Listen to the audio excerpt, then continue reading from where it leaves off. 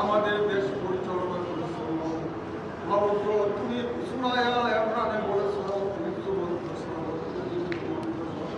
বিয়াদিকাল কাই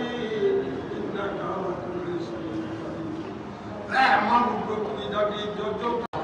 অবশ্য আমাদের দেশের রাষ্ট্রপতি ব্যাপার ব্যাপারে